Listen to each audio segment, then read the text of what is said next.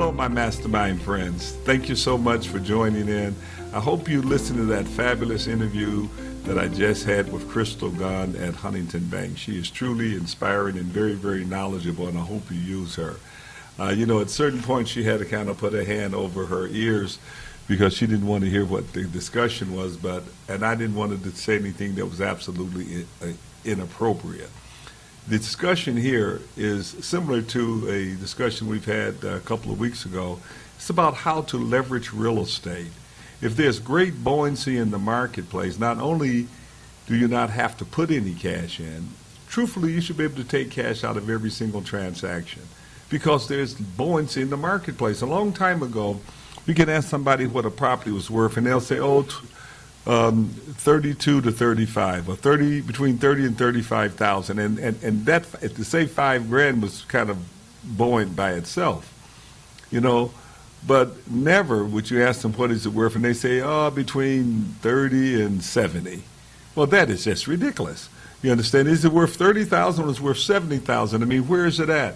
We have great buoyancy in the marketplace, and it's just like in the stock market with the stockbrokers. They get super wealthy when properties go up and down, especially if they have the knowledge.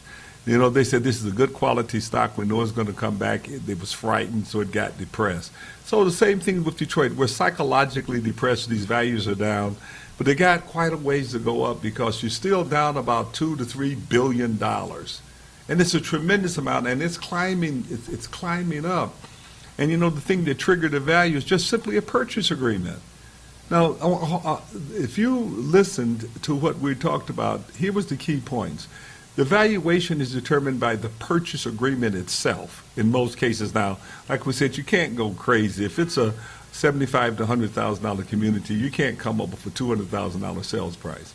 But just think about the tools, the purchase agreement itself. And I had a closing not long ago, and the title company and the lender said to me that 99% of the deals are appraised for the exact purchase price. By the way, that bank was Huntington too.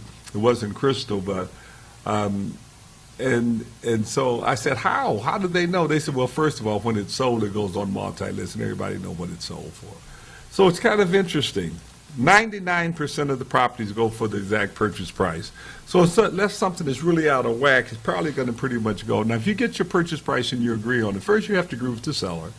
Then you can, it is a good thing to sell it for a higher price. Even if it came back lower, you can still keep that price and just take a seller credit, concessions or whatever, and say, hey, we're trying to establish the market. We're trying to establish the value in the neighborhood, because what has happened is Fannie Mae, FHA, the banks, and many of you may be listening, have sit back and sold property for pennies on the dollar, and that have created extremely low values. It's forced the credit unions to do the same thing, and many homeowners who are old and need to sell, they're forced to sell their houses for prices in many cases of less than what they purchased them for. And that communities have been hit tremendously. And then there's a whole inventory of people who are older, want to sell their houses. They can't, they don't want to. If an event values went up enough to lease where the average mortgages in the community are, it can unlock that value. So this is an advocacy move for us to take and get beyond the psychological depressed values. These properties are worth much more than that.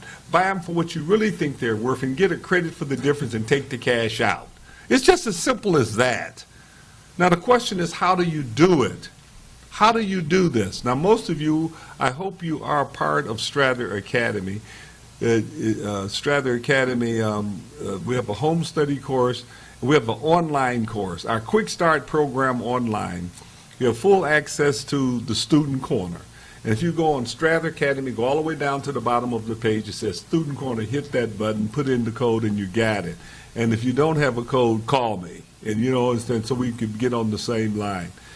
I don't want to broadly distribute the code 100% out here, but it is 100% available for anyone that's an online student. And these purchase agreements provide for an inspection. They also provide for no prorations. They got a few goodies in there. So what we're saying, the key points is the 6% seller credit. The seller credit is up to a 6% seller credit. So get this. No prorations, and taxes are your biggest item. that you're going to need credit for. If it's no prorations, you got it. You have no closing costs, and you have no closing costs whatsoever. The purchase agreement automatically have in there a contingency for inspections. If you're not satisfied with the inspection, you can walk. And almost all these deals, the bank is going to come in and they're going to tell you what they want. And like the house I've just had, there's a laundry list that the seller wants. It's like a couple of pages. You know, it may be $1,500. That could be a price. I make it agree to $5,000 and say, our agreement is $5,000. I mean, many of these things is pre-cut so you understand where you're going.